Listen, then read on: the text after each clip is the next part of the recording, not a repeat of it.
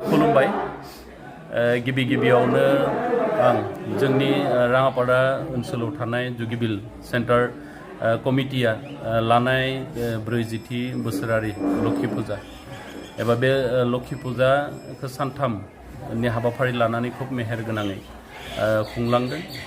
दिनै नैथि सान, बे नैथि सानाव जोङो हारिमु आयदाखौ लानाय जादों।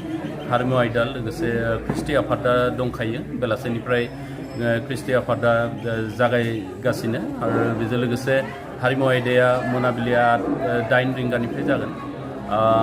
बे समाव आसा खालामो जोंनि जुगिबिल बे गुवार जुगिबिल ओनसोलनि खाथि खाला थानाय गासै रायजो राजा बयबो जेन मदद होफैगोन एबा बाहागो लाफैगोन बेखौ आं आसा खालामो। आरो जोङो थांनाय 40 बोसोराव जों जेरैबायदि बे माइनाव बिमा एबा लोक्षी बिमाखौ जोङो सिबिबोदों, बेबायदियैनो गाजा गोमजायै देग्लाय बे माइनाव बिमाखौ सिबिनो थाखाय आखायाव लादों।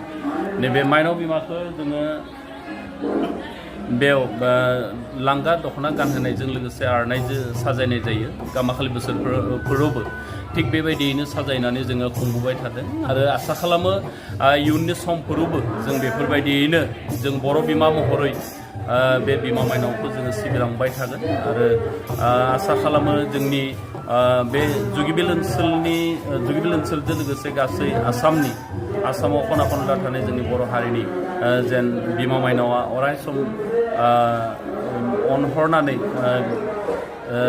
जोंनि गेजेरावनो जानाय माखासे गाज्रि आखुवा प्रकृतिफोरखौ जेन नागारनानै बयखौबो जेन मोजां लामायावहाय लानानै फैगोन। बेनि थाखाय आं आर'ज गाबनायजों लोगोसे गासै रायजो राजा बिथांमोनाबो आर'ज गाबदों आरो आसा खालामो दिनै जेरैबायदि बे जुगिबिल सेन्टारनि फुजा कमिटिया बे बिमा माइनावनि फुजाखौ दैदेनदों, इयुन समफोरावहाय जेन बेनि गैया साबसिननिफ्राय हामसिन दैदेनगोन होननानै आं आसा खालामो। बे बिमा माइनावखौ सिबिनायजों लोगोसे लाइमोनफोरखौ माबायदि थुलुंगाखांहोनो थाखाय बे समाव आं लाइमोनफोरनि सायाव बेखौनो बुंनो सानदों। आथिखाल मुगायाव जों नुबोबाय थादों एबा नुनो मोनदों जेरैबायदि गोदोनि समफोरावहाय जोंनि बर' हारिनि गेजेराव सेंग्रा सिख्ला एबा लाइमोनफोरा फेग्रा मुवा एबा बाइक दाब्रायनाय एबा मबाइलफोरजों अराय सम लोब्बा थानाय बेफोरबायदि गैयामोन। नाथाय दा गोदान जेनेरेसनावहाय जों बेफोरबायदि बाइक दाब्रायनाय एबा निसा लानाय बेफोरबायदिखौ जों नुनो मोन्दों आरो आसा खालामगोन बिमा माइनावनि अननायजोंनो बेफोरबो जेन सम बायदियै जोबनानै थांगोन, बेखौ जों आसा खालामो। आरो बेजों लोगोसे गाबोन 3थि सानावहाय सोरबा आलासि महरै नुजाथिफैगोन? गाबोन मोनाबिलियाव आरो कालचार प्रग्रामानो दंबावो, बेवहाय आर्टिस्ट लिंनाय जादों।